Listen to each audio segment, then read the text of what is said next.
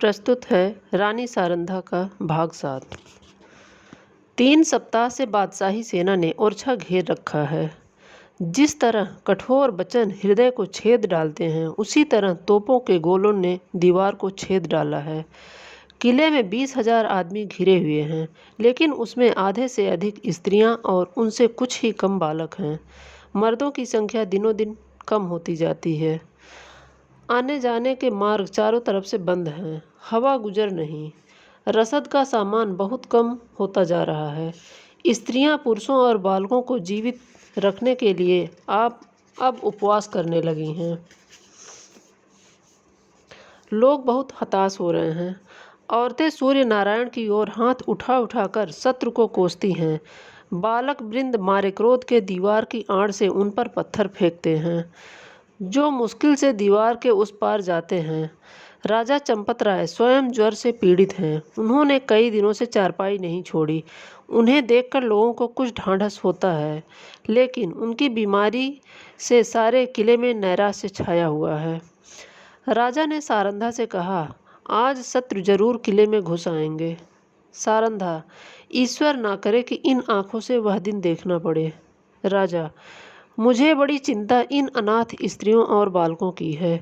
गेहूं के साथ या घुन भी पिस जाएंगे। सारंधा, हम लोग यहाँ से निकल जाएं तो कैसा? राजा, इन अनाथों को छोड़कर?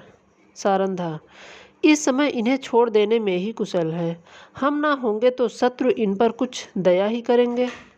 राजा, नहीं, यह लोग मुझसे नहीं छोड़े जाएंगे। जिन मर्दों ने अपनी जान हमारी सेवा में अर्पण कर दी है, उनकी स्त्रियां और बच्चों को मैं कदापि नहीं छोड़ सकता। सारंधा, लेकिन यहाँ रहकर हम उनकी कुछ मदद भी तो नहीं कर सकते। राजा, उनके साथ प्राण तो दे सकते हैं। मैं उनकी रक्षा में अपनी जान लगा दूंगा। उनके लिए बादशाही सेना की खुशामद करूंगा। कारावास की कठिनाइयाँ सहूंगा, किंतु इस संकट में उन्हें छोड़ नहीं सकता। सारंधा ने लज्जित होकर सिर झुका लिया और सोचने लगी। निस्संदेह प्रिय साथियों की आग की आंच में छोड़कर अपनी जान बचाना घोर नीचता है। मैं ऐसी स्वार्थांध क्यों हो गई हूँ? लेकिन एकाएक विचार उत्पन्न हुआ। बोली, यदि आपको विश्वास हो जाए कि इन आदमियों के साथ कोई अन्याय ना किया जाएगा, तब तो आपको चलने में कोई बाधा ना होगी। राजा, सोचकर, कौन विश्वास दिलाएगा? सारंधा, बादशाह के सेनापति की प्रतिज्ञा पत्र। राजा, हाँ, तब मैं सानंद चलूँगा। सारंधा विचार सागर में डूबी। बादशाह के सेनापति से क्यों कर यह प्रतिज्ञा कराऊं? कौन यह प्रस्ताव लेकर वहां जाएगा? और निर्दयी ऐसी प्रतिज्ञा करने ही क्यों लगे? उन्हें तो अपनी विजय की पूरी आशा है। मेरे यहाँ ऐसा नीति कुशल, वाक्पटु, चतुर कौन है जो इस दुस्तर कार्य को सिद्ध करे? छत्रसाल चाहे तो कर सकता है। उसमें यह सब गुण मौजूद हैं। इस तरह मन में निश्चय करके रानी ने छत्रसाल को बुलाया। यह उसके चारों पुत्रों में सबसे बुद्धिमान और साहसी था। रानी उसे सबसे अधिक प्यार करती थी।